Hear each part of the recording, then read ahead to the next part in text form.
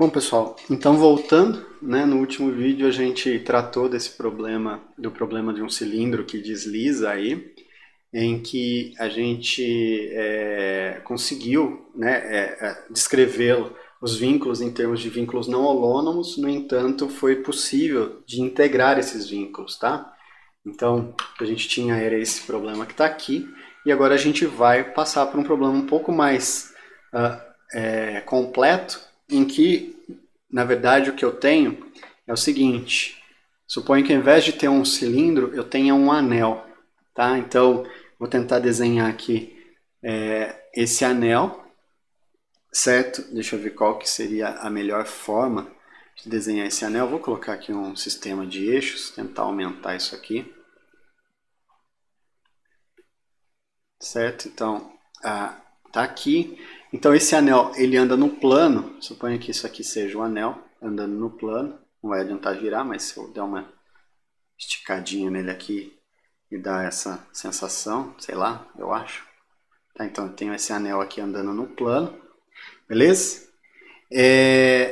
Esse ponto aqui do anel, vou mudar de cor, ele, por exemplo, né, eu posso definir o raio aí.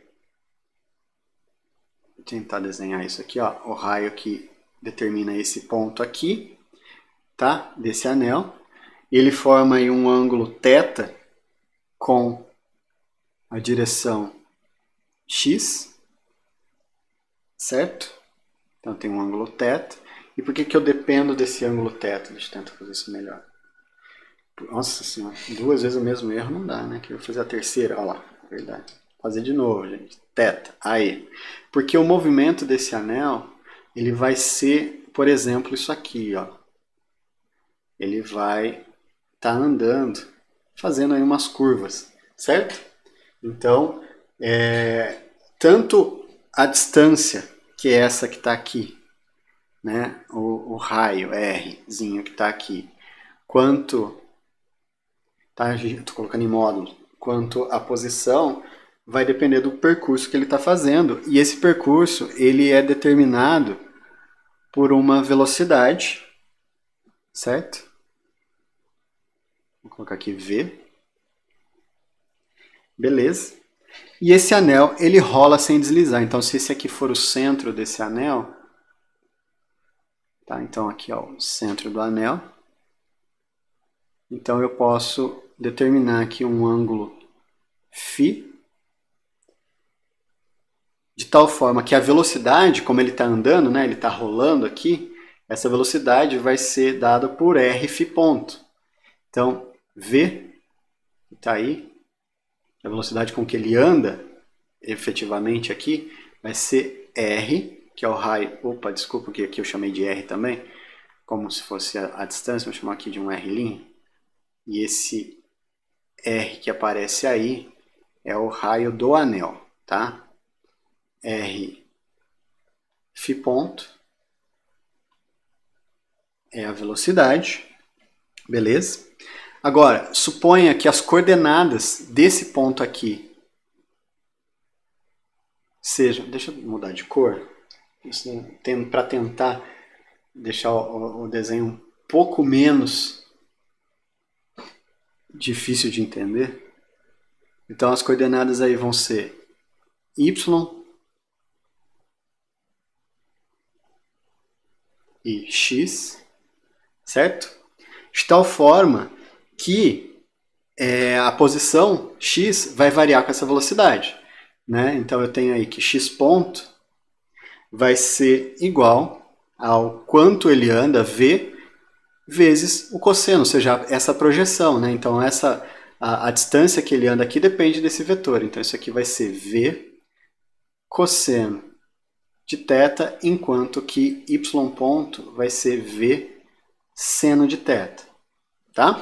Então, esse é o problema, de tal forma que eu posso escrever isso aí como sendo r φ ponto cosseno de θ, e aqui eu tenho r φ ponto seno de θ, tá? Então, para especificar a configuração do disco, a gente precisa definir o centro de massa, né? Então, ou seja, a posição desse cara aqui. A gente precisa definir o ângulo de rotação em torno do eixo, que é esse ângulo φ, que está aqui. E a orientação em relação ao plano, né? Para onde ele está virando.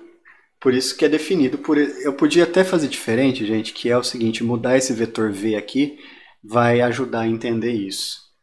Se eu mudar o V para cá, ó, supondo que essa aqui seja a orientação com que ele está andando. Então é como se ele estivesse andando para cá. Isso ajuda a entender um pouco melhor, tá? Então, o V, conforme ele vai virando para fazer esse caminho, ele vai definindo esse ângulo θ que está aqui. Então, no final das contas, eu tenho 4 coordenadas, certo? Que são x, y, as coordenadas do centro de massa. Eu tenho φ, que é o ângulo de rotação em relação ao centro de massa. E eu tenho θ, que define a direção da velocidade. E essas 4 coordenadas, elas são vinculadas por 2 equações, né? Eu tenho essas 2 equações que eu posso escrever aí, tá? Então elas são vinculadas por essas 2 equações que assumem a forma x ponto menos r φ cosseno de θ igual a 0 e y ponto menos r φ ponto seno de θ igual a 0. Tá? Então esses são os 2 vínculos. Notem que eles são 2 vínculos não holônomos, mas pode ser que seja possível de integrar, né? E escrever. Lembrando que o x, o y, o θ e o φ variam no tempo, então eu teria que integrar. Agora, será que eu posso integrar? Será que eu consigo? Para verificar isso, a gente vai tentar integrar isso supondo que existe uma função integrante tal que o vínculo seja integrável. Tá? Então, o que eu quero dizer? Suponha que existe uma forma de integrar. Ou seja, vamos começar com o primeiro vínculo, que é esse, deixa eu mudar a cor aqui, que é esse primeiro vínculo, x ponto menos r φ ponto cosseno de θ igual a 0. Né? Então, esse é o primeiro vínculo que a gente tem aí. Tá? Suponha que haja uma função f que depende de todas as coordenadas x, y, φ, θ e t igual a 0. Tá? Então, ou seja, um outro vínculo que entre no lugar do vínculo, tá vendo? Esse é um vínculo não holônomo, mas que entre no lugar do vínculo holônomo que está aqui. De tal forma que eu posso escrever isso aqui, ó, x ponto menos r φ ponto cosseno de θ igual a derivada total de f em relação a t. Porque tá vendo que esse cara aqui depende das velocidades. Essa função, que eu não sei quem que é, em princípio eu teria que integrá-la, ela depende das coordenadas. Se a gente voltar na aula passada, essa função aqui, ó, se eu derivar ela no tempo, vamos fazer aqui, ó, essa função, se eu derivar ela no tempo, o que eu tenho? Eu tenho x ponto menos r φ ponto, derivada de constante é 0, igual a 0. Tá vendo que eu recupero o vínculo? Se a gente subir mais um pouquinho aqui, o vínculo é esse cara que está aqui, ó, tá? Ou esse.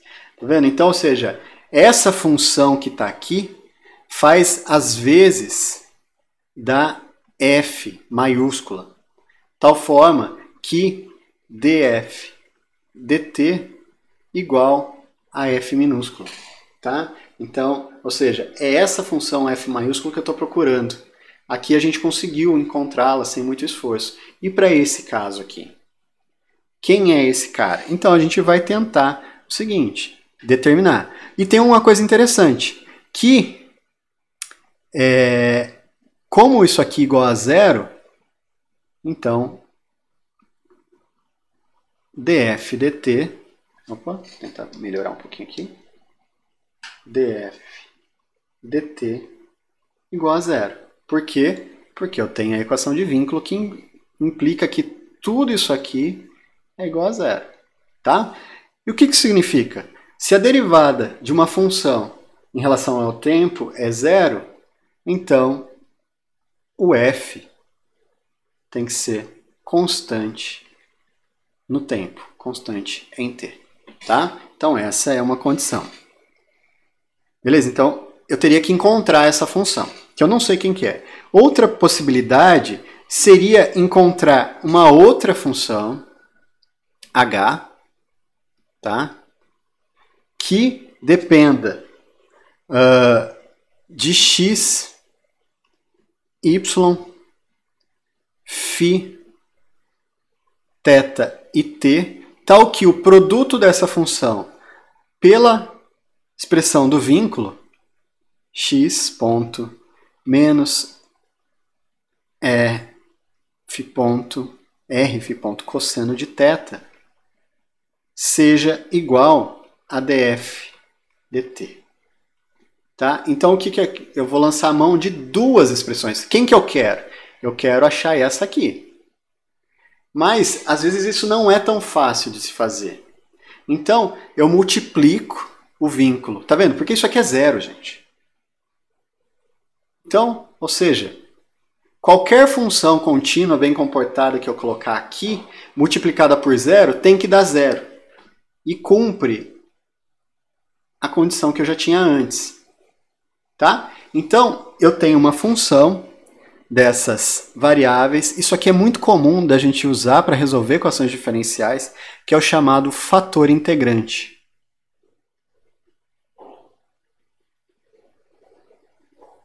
Então, eu vou usar uma outra função, um outro fator, tal que, se existirem h e f, a gente consegue resolver esse problema, né?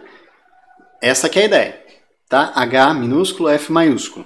Qual que é o problema? Integrar o vínculo para obter o vínculo não holônomo, né? A gente tem integrar o vínculo não holônomo, desculpa, para obter o vínculo holônomo. Então, se existirem H e F, se esses caras existem, então o que eu posso fazer é o seguinte.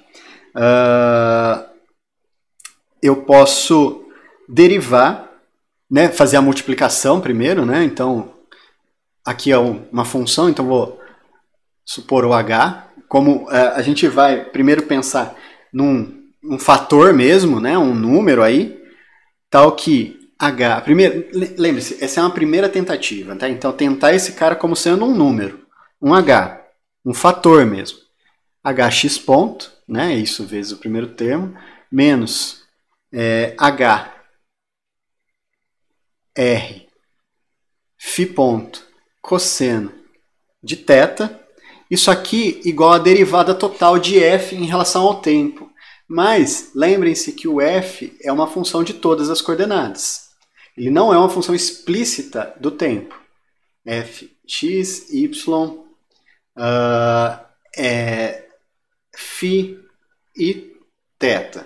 Então, quem que é a derivada total? Segundo nosso querido, bom e velho cálculo, se o x variar no tempo, o f varia no tempo.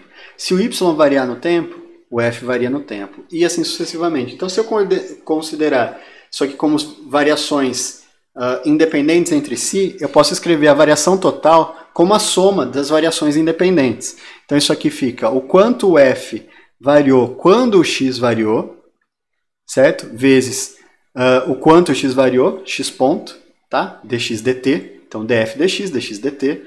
Poderia ser mais explícito, e aí os matemáticos morrem de raiva, que é escrever isso aqui, ó, df dx, del x, del t. Então, é como se eu cancelasse esses dois caras, então eu vou ter df dt, tá? Então, isso aqui, dx dt, x ponto, mais o quanto o f variou com relação ao y, com relação ao quanto o y variou, mais o quanto f varia com relação a θ, dada a variação do θ, mais o quanto o f varia com relação a φ, dada a variação do φ. Né? Então, tudo isso que está aqui é a variação total do f. Então, o f varia totalmente em termos das variações das partes entre si. Beleza? Então, combinando os coeficientes, eu tenho os termos que dependem de x. Tá? Então, os termos que dependem de x vão ser esses dois caras que estão aqui. Tá vendo? Eu tenho duas equações que dependem das variações que são independentes entre si. Então, o primeiro termo vai ser h igual a del f del x, certo? Porque, ó, tá vendo? O termo que acompanha o x ponto, esses dois caras têm que ser iguais, beleza? O outro termo vai ser o termo que depende de y ponto, aqui eu não tenho, então eu posso escrever que esse termo aqui, ó, del f del y é igual a zero, tá? Porque não tenho nada desse lado. Além disso, eu tenho que del f del θ vai ser a variação com quem está perto aqui do θ ponto, como não tem ninguém também é zero. E aí eu tenho que del f del φ vai ser esse termo que está aqui, que é menos hr cosseno de θ. Tá? Então agora eu tenho essas quatro equações que dependem de h e de f, x, y, θ e φ para resolver. Né? Agora, se o f for uma função exata, tá? E é isso que a gente espera, ou seja, uma função que é integrável, então f for uma função exata, então deem uma olhada lá, né, no Métodos de Física Matemática 2, vocês vão lembrar o que é então, essa função exata.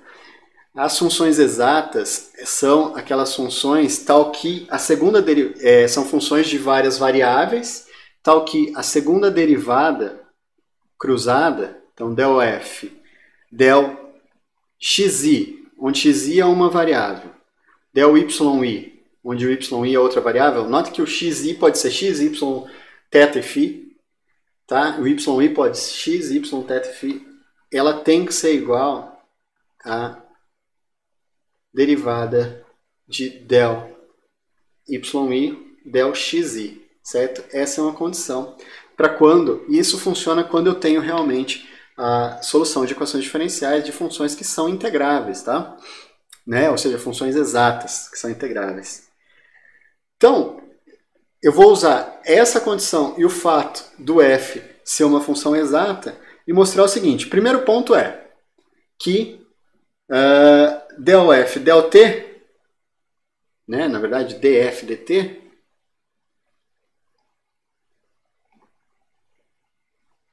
igual a zero. Beleza? Então, se eu derivar isso aqui com relação a x,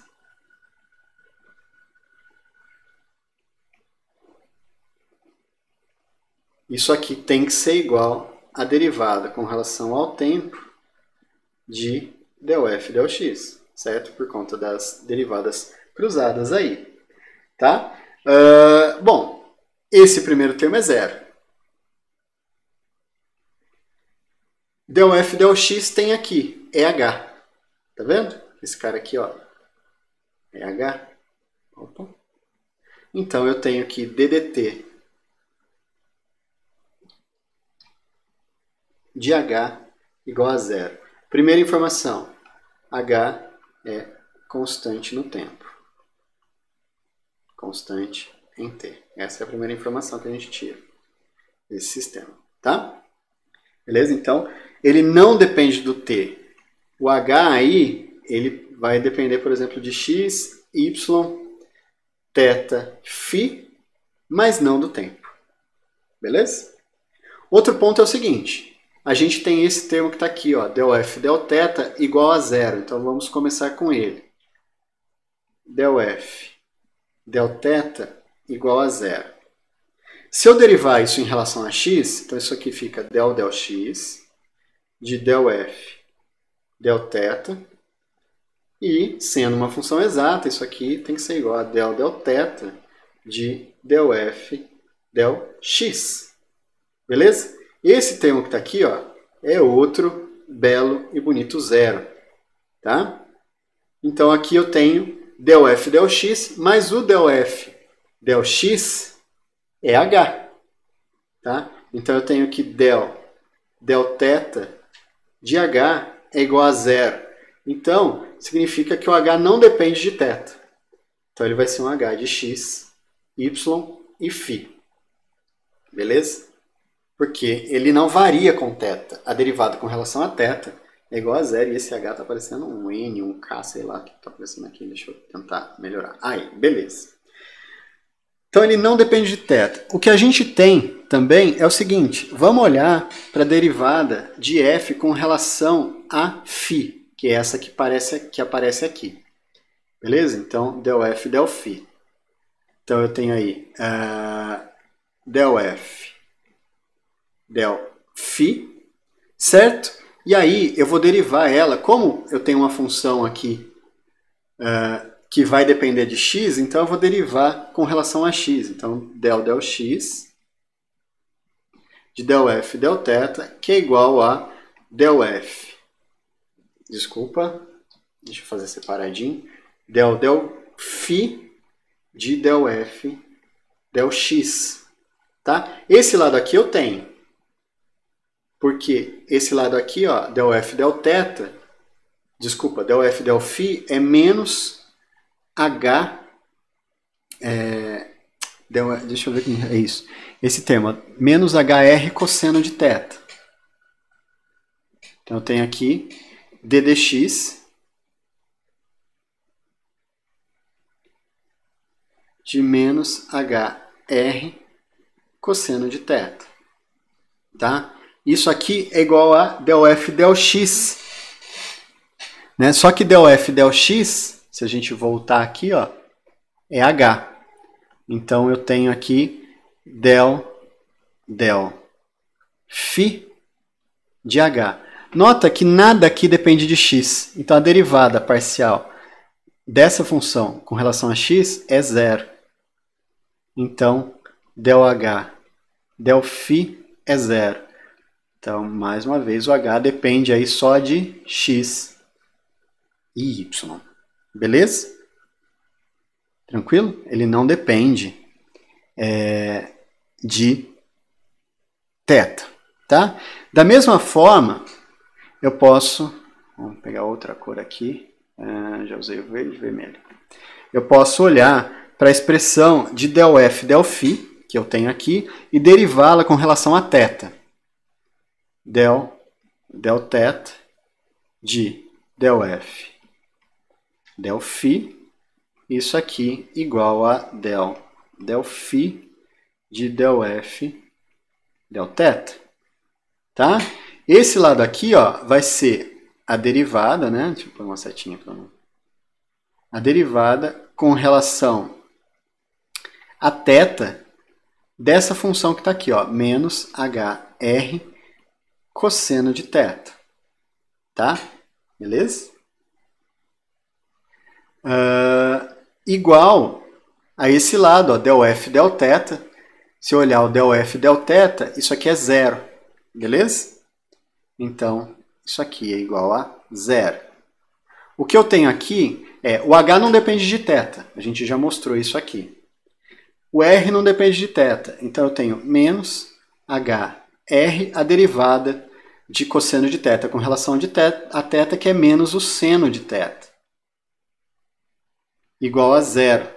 Tá? Então, daqui eu tenho que hr seno de θ tem que ser igual a zero. Nota o seguinte, o h não pode ser zero, porque se ele for zero, eu não acho a solução. Ele pode ser, né? Na verdade, essa é a solução trivial. Mas, se eu considerar o H zero, eu não tenho a solução que eu estou procurando.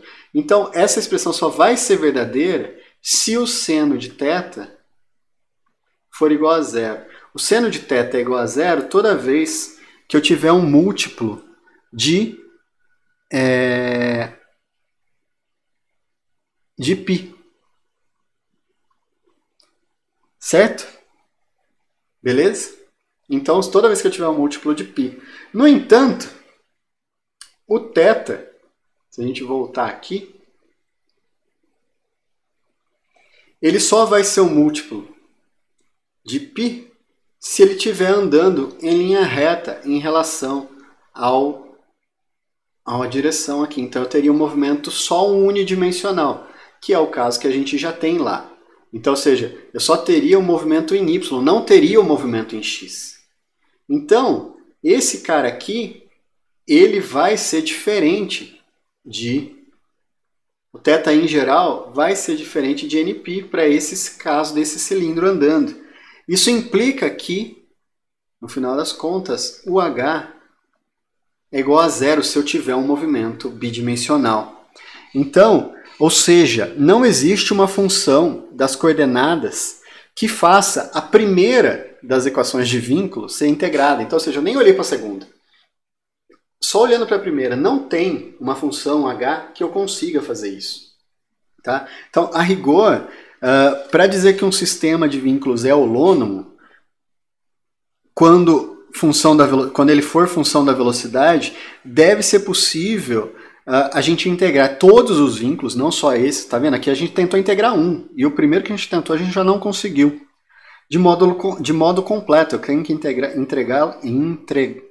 integrá-lo de modo completo, de tal forma que dois vínculos não integráveis, independentemente, às vezes podem ser integrados de forma conjunta, mas em geral isso não é verdade. Tá bom? Então, com isso, a gente termina essa análise, né, de vínculos holônomos e não holônomos, mas vale ressaltar que para que eu posso ter vínculos não holônomos, ou seja, aqueles que dependam da velocidade, mas que podem ser integrados. Então eu mostrei um processo aqui de integração, né, mas existem muitos casos, e na verdade, se não me engano, a maioria deles, a gente não consegue realizar a integração. Tá? Então eu preciso integrar. Então, assim, pode ser que eu encontre uma outra forma em que eu integre as duas funções juntas, de tal forma que eu ache uma função, uma equação de vínculo, que ela é integrável, tá? Mas aqui não foi o caso, beleza? Então, a gente tem esses dois casos, e os problemas que a gente vai trabalhar são problemas, e em geral são os problemas que a gente mais usa em física, são os problemas que contém vínculos holônomos. E a gente vai olhar justamente para os casos de vínculos holônomos para determinar outras quantidades, como, por exemplo, o que a gente vai trabalhar daqui a pouco, que são os deslocamentos virtuais. Beleza? Então, deem uma olhada, uma revisada, e vejam se vocês estão entendendo, refaçam essas coisas, refaçam todos os passos dessa solução e tentem entender o que está sendo feito aqui. Beleza?